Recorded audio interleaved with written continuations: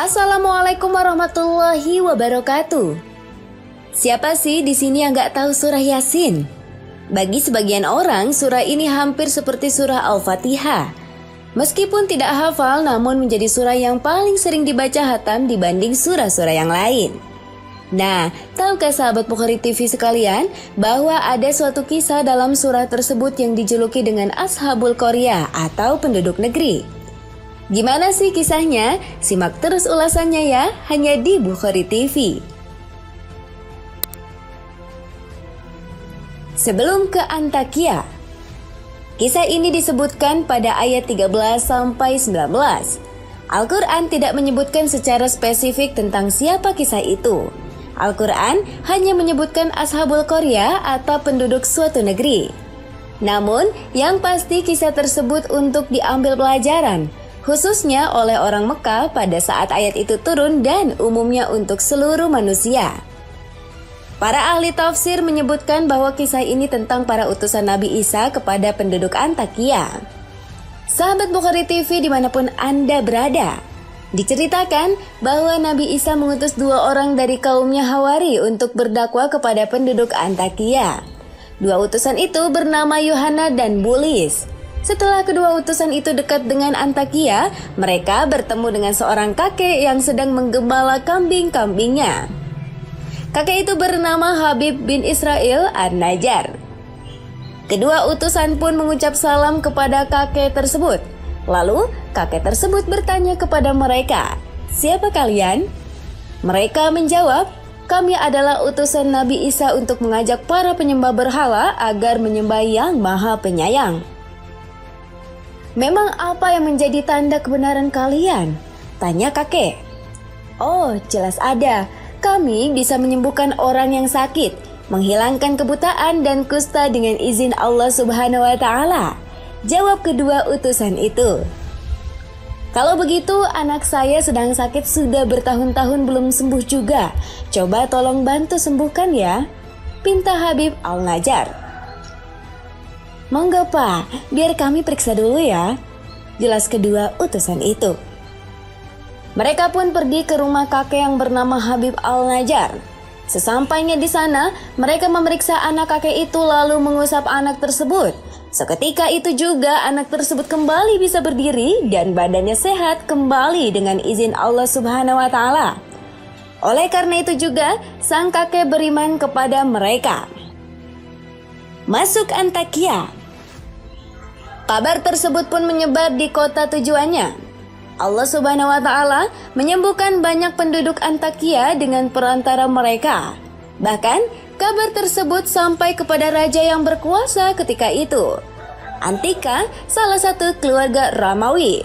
Singkat cerita, raja memanggil kedua utusan tersebut dan menginterogasi mereka. "Jadi kalian ini siapa? Sampai ramai orang-orang menceritakan kalian," tanya raja. "Kami utusan Nabi Isa," jawab mereka berdua. "Lalu mengapa datang ke sini? Mau cari perhatian?" tanya raja.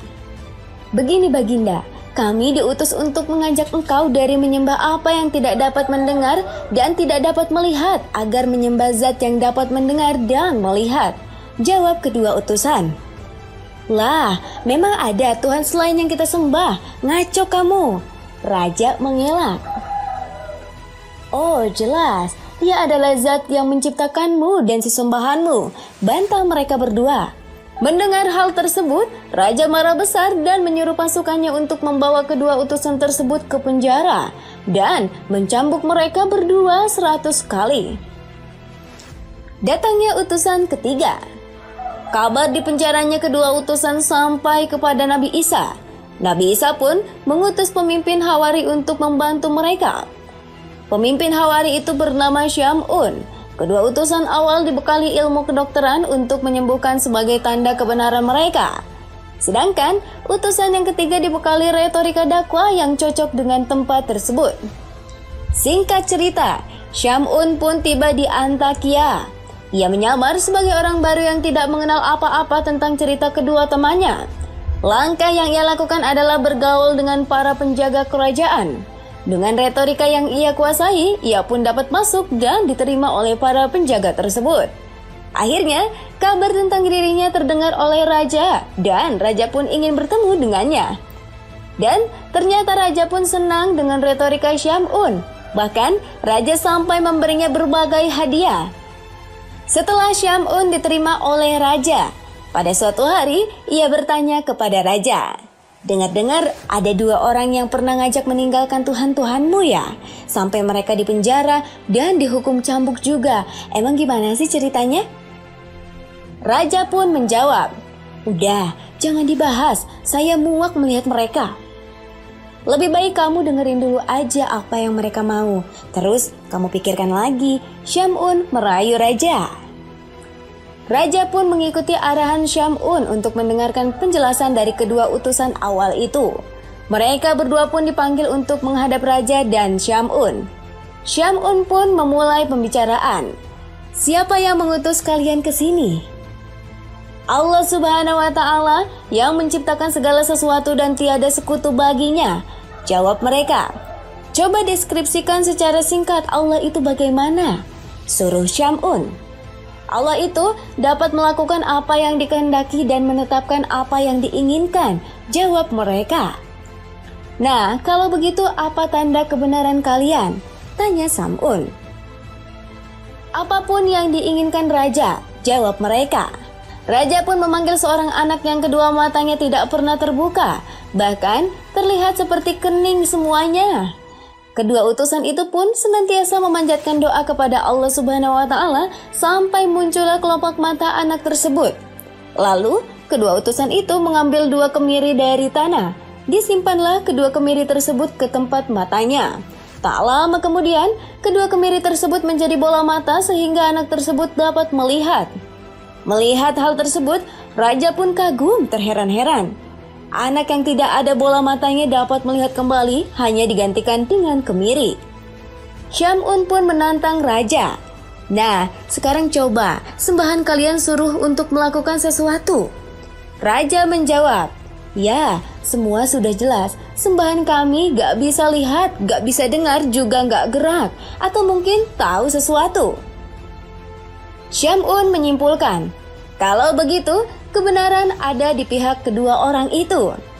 Akhirnya raja dan rakyatnya mau beriman kepada ketiga utusan itu. Sahabat Bukhari TV, Antakya adalah salah satu negeri yang menerima dakwah kaum Hawari.